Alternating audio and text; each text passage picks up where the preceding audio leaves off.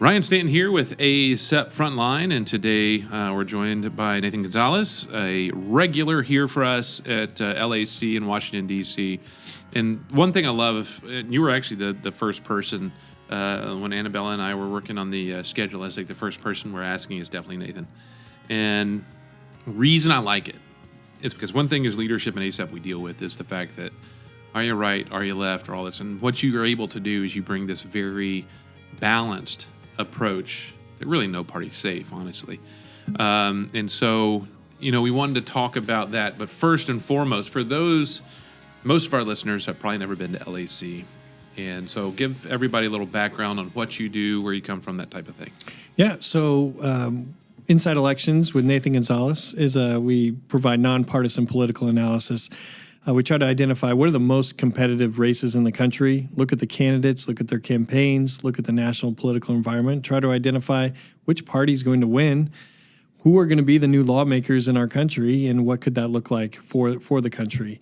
And so we have a newsletter, and actually NEMPAC PAC donors, top-level donors, get that.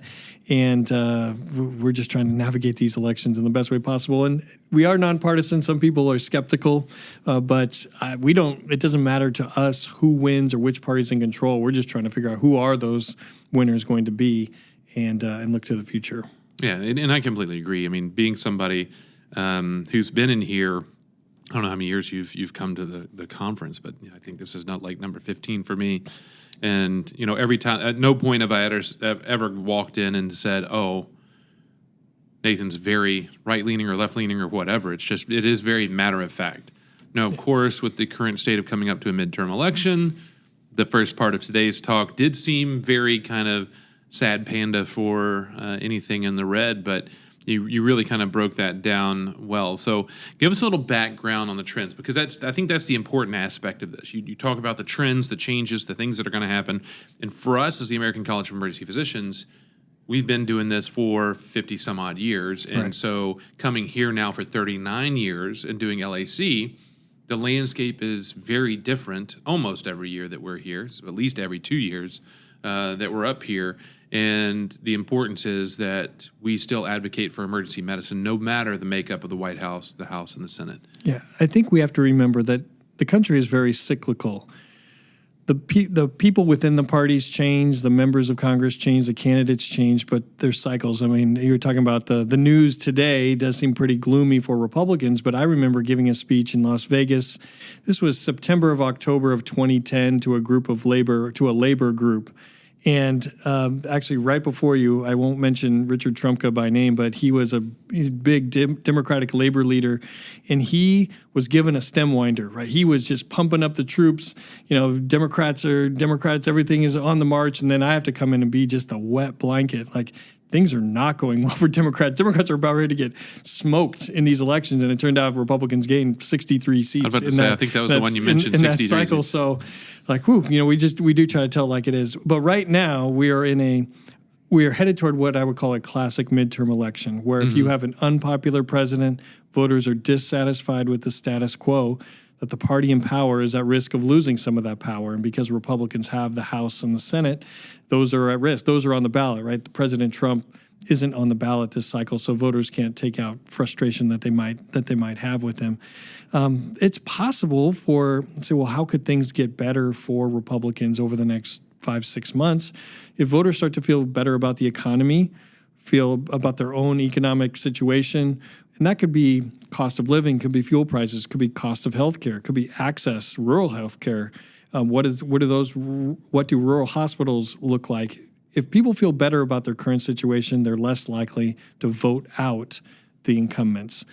But under the where we're headed right now, looks like Democrats are well positioned, better positioned in the House compared to the Senate, but Democrats could win the Senate as well. So we're talking about the narrow margins, and typically, with the number of times I've been here, and you show some of these graphs, that the midterm tends to be a net loser for the White House. And so kind of talk about that, because the Senate's not the same as the House with regard to the historical averages. So Democrats only need a net gain of 3 seats out of 435 to win the House. In almost always, the president's party loses House seats. There are a couple of exceptions we could talk about. In 1998 is an exception. That was President Bill Clinton's second midterm. President Clinton had a lot of things going on. People can Google those to refresh your memory if you want. But even if you didn't like some of the things President Clinton was doing personally, he still had a high job rating. He was still in the 60s with his job approval rating. That's very different, and that helped Democrats buck the historical trend. Compare that to now, where President Trump is at 39 to 40% approval. Another exception to the midterm trend is 2002. George W. Bush got to 80, 90% approval rating after September 11th.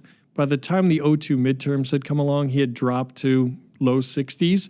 But still, that is what helped Republicans buck the trend, gain seats in 2002 compared to now. Again, President Trump, 39 to 40%.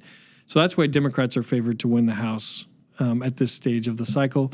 The Senate, Democrats need 4 seats, but they need to win in Republican states or Republican territory, right? Democrats can just win, House Democrats can just win in competitive or Democratic areas and win the House. The task is more difficult for Democrats in the Senate. They're going to need to win at least 2 Republican states, whether that's Ohio, Alaska, Texas, Iowa, South Carolina. They're going to need to win at least 2 of those places. You show an actual graph, and of course the Senate tends to be a little bit, more stable with regard to the shifts during the midterm elections. But you showed the map of the House, and since I think the map went back to 1910 or 1914, so we're talking over a century, and we only have 3 times where we had net increases for the White House office holder at that time.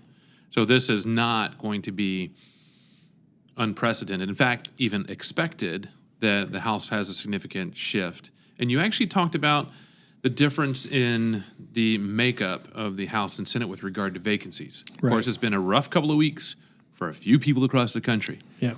And, with regard to how that is done, can you dive a little bit into the way the Senate versus the House and some of those important little things? If we go all the way back to maybe high school civics class, it's important to remember that vacancies are treated differently in the House and the Senate. If there's a vacancy in the Senate, it can be filled with an appointment. So when J.D. Vance left the Senate to become vice president, Republican Governor Mike DeWine appointed John Husted. When Marco Rubio left to join the administration, Ashley Moody was appointed to that seat. So the Senate, that's how the Senate can operate. The House, you cannot be appointed to the House of Representatives. So what that does in a situation now, the House is so divided, evenly divided, 220 Republicans, 215 Democrats, that any vacancy matters. Any absent member of Congress who can't get to Washington to vote, that matters.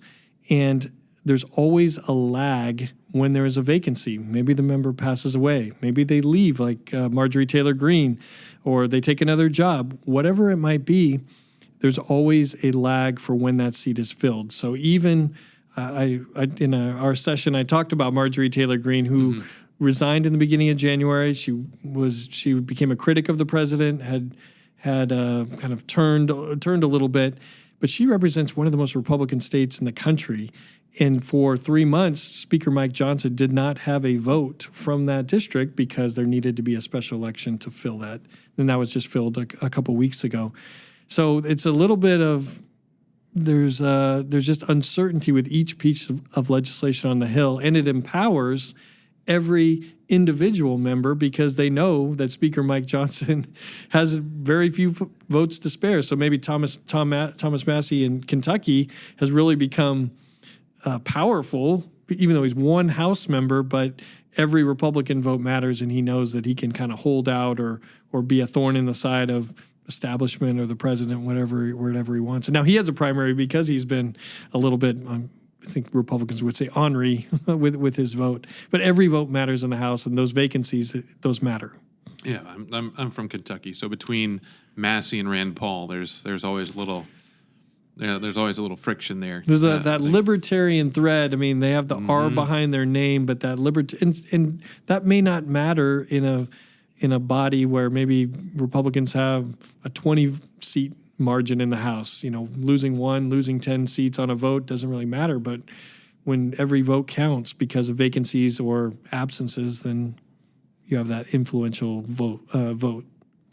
So one thing you bring up is the fact that the American mindset, you showed the graph of the overall view of the direction of the country by Americans. Kind of talk about like how that plays into things and why the midterm is almost always some level of loss for the White House-based party. We are perpetually dissatisfied as a country. The chart that I showed is that pollsters will ask, and they've asked for a couple generations, do you believe that the country that we're on the right track or we're headed in the wrong direction? And for 15 years, at least, voters have said we're off on the wrong track. And so as long as there's that mindset, voters are going to be looking for change. So if they're dissatisfied with the status quo, they're going to switch parties, switch member of Congress, whatever it might be. And we're still in that mindset as Americans, a majority of Americans who say, well, this is not going well. So they're looking to an alternative. And right now, Republicans are in control of everything. So Democrats are trying to be that credible alternative. And the dynamic that we're seeing in 2026 is that Democrats are not popular. I mean, I talked about how President Trump wasn't popular, but it's not that voters are in love with the Democratic Party. It's just Republicans are in power right now and overseeing a country that voters are not happy with. And you actually talked about the Republicans, the pathway to salvage as much as possible in the midterms is actually the fact that, it may be that there's infighting and disagreement among the Republicans, but the ability to unify and say, but we're not Democrats. Right. Because you mentioned that the fact that the Democrat Party right now, after Biden-Harris and especially after somebody like Obama, there's kind of a rudderless ship right now that's trying to find its identity. So just kind of hit on a little bit of the historical nature of the fact that like even Democrats fighting amongst themselves coalesced and were able to make gains. And then you go back to fighting afterwards. Yeah, these cycles are consistent. So let's talk about right now. Democrats are divided. No message, no leader.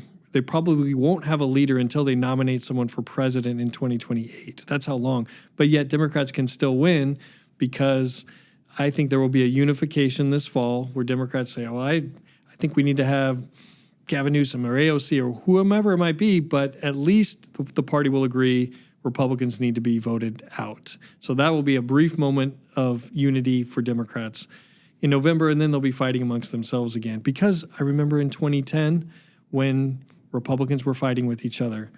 This was the Tea Party movement, and they were attacking establishment Republicans.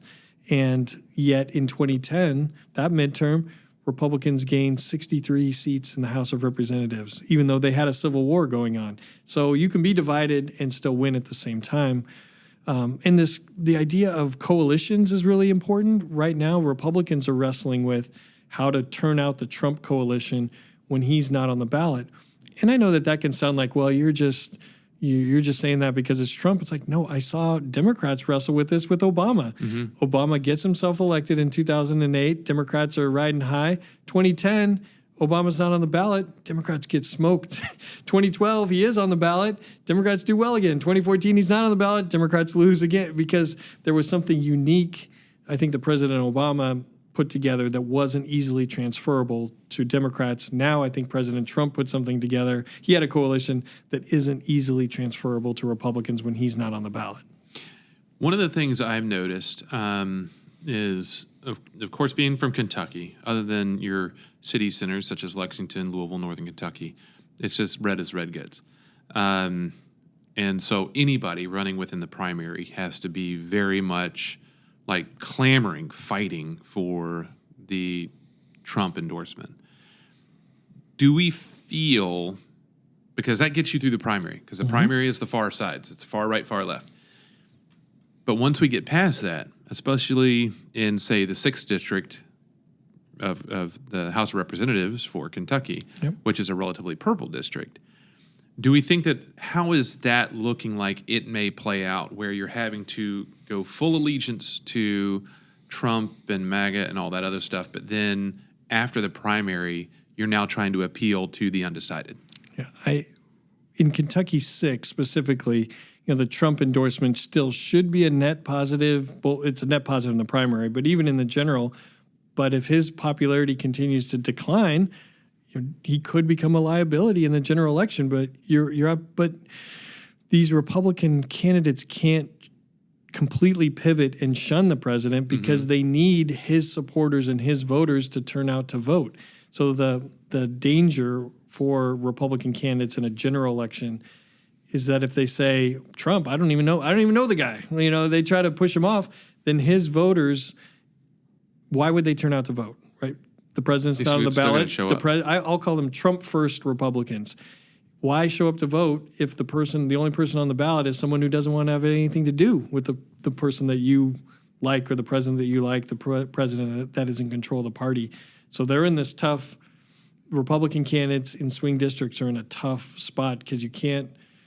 If you move too far away from the president, you could risk losing Republican voters. If you move too close to the president, you risk losing independent or moderate voters, and that's why the best thing that the president could do probably for the Republican Party is to get more popular. I mean, it sounds like a very high school or middle school thing, but whether it's policies, whether it's affirming or trying to instill confidence, get more confidence from voters, but he is in a tough, his chief of staff, Susie Wiles, said, this is last year, she said that the president was taking the midterm seriously and he was going to start campaigning.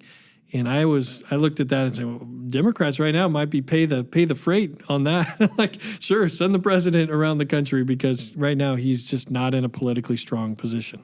And you're starting to see even now within the 6th district is Trump has not fully come out and said for either of the three. And I'm actually pretty confident he's going to stay kind of out of it until that primary is done because they're all very pro-Trump. Yeah. But we're starting to see Obama coming out, starting to make some moves, start to visit some of these potential seats. Well, let's look ahead because I remember last year you talked about, or it could have been 2 years ago, talking about the rudderless ship of the Democrat Party and looking at what they are going to be looking for coming up in 2028.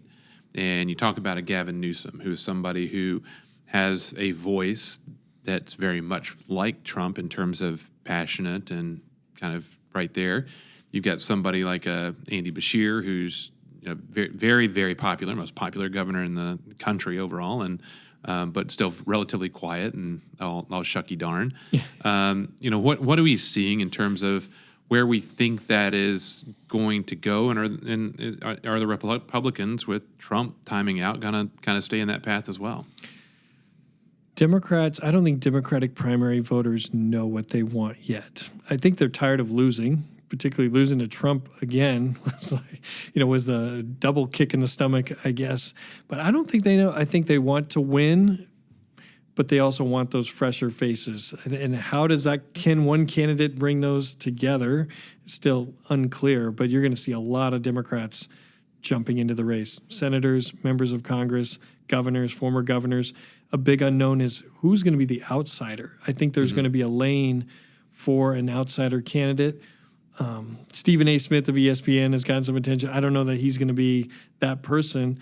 And it's not necessarily even who's going to be the next Trump, but I'll use Vivek Ramaswamy as an example, who is now running for governor of Ohio.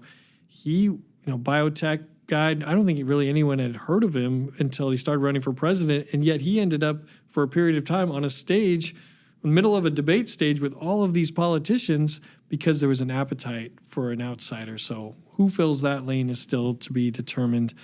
And on the Republican side, I'll risk this being my last time with you all on this, but I don't think Republicans have wrestled with how messy the transition from Trump to somebody else is going to be, because no one else is Donald Trump. Anyone who tries to be like him, talk like him, I don't think it works. I think people look meaner, sillier. It just doesn't come off the same way. So whoever is going to try to lead the Republican Party, it's going to have to be a different coalition and even a different style.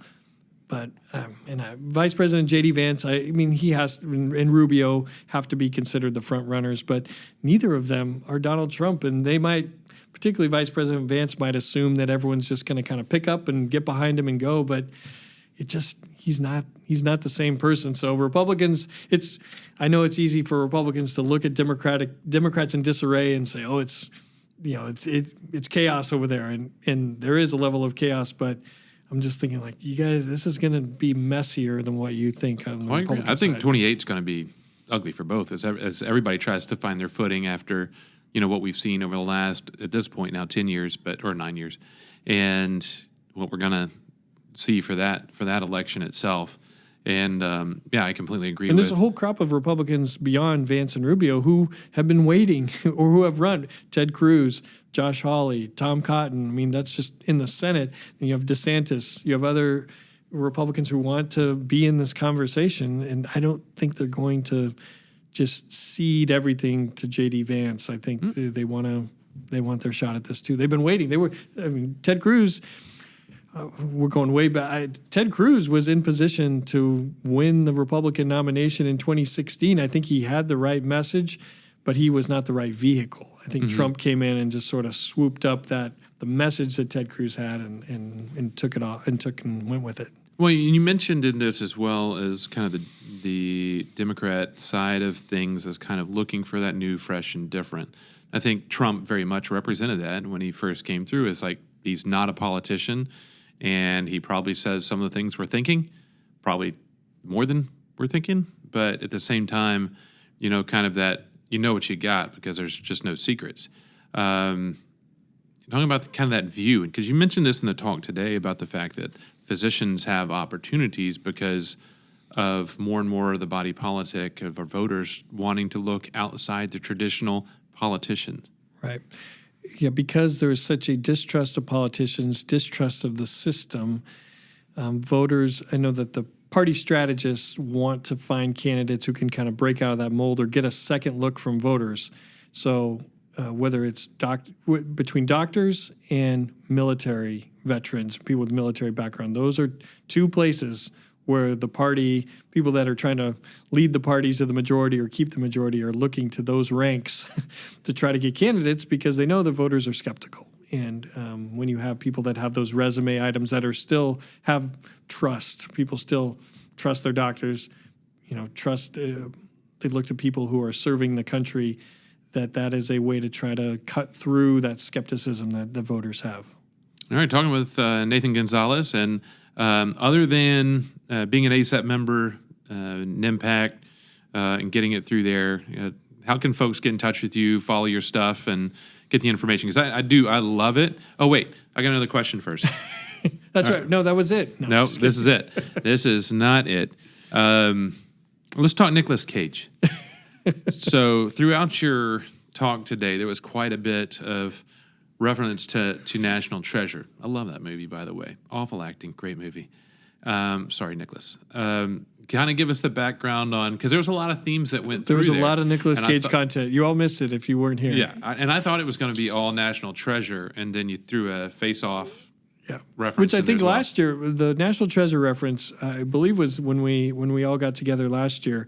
But then then it just kind of, I ended up going down a rabbit hole of, all right, he is in so many movies. Like, what movies, other Nicolas Cage movies, can I get to apply to this? And I had to stretch on a few. And then I ended up going down the rabbit trail with getting John Cusack video and another actress who's in National Treasure too. And, my philosophy is that politics can be heavy, right? This is serious. It can be heavy. It can feel overwhelming, but we got to have some fun with this. We got to it's okay to be a little bit lighthearted about some of it. So thank you to Nicolas Cage and all of your IMBD references and all the movies you put out for helping provide content and making this more fun. Well, you put the Senate reference of the shift needed to be 4. Right. And your reference to that with National Treasure. So with the Senate, with 4, the number of accents that Nicolas Cage used in the movie Con Air, you can all go back and the accent seemed to fluctuate. It was Con Air, not the accent seemed to fluctuate. But with National Treasure is a reminder that 2004 it was a huge year in the country. It was the George W. Bush won the popular vote, which was Donald Trump in 2024 was the first time since George W. Bush. But 2004 was also when Nicolas Cage stole the Declaration of Independence To save the Declaration. It was very noble cause. The Lord's work.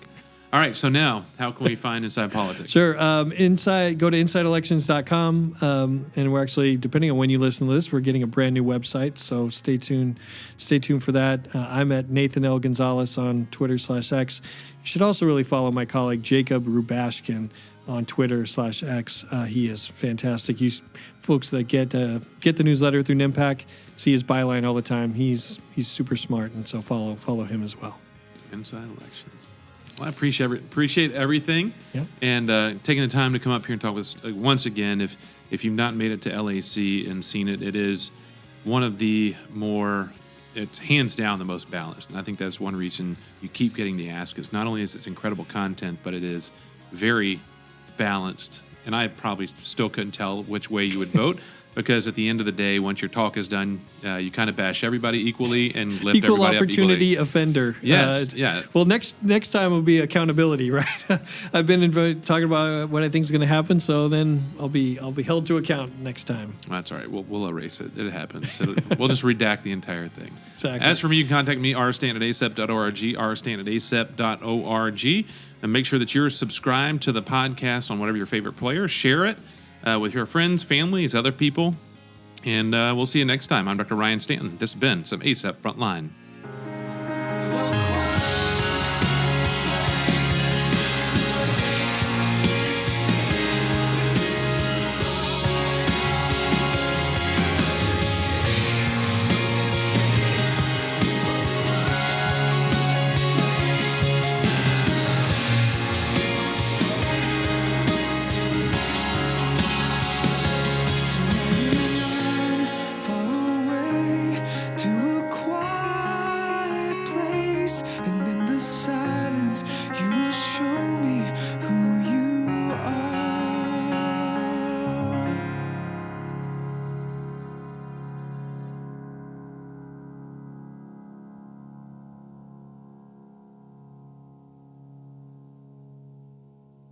If you're not on the front lines, you're on the sidelines. Cue the music. Bow, bow, bow. Dinger. Quiet place, all Yeah. alone. Da, da, da.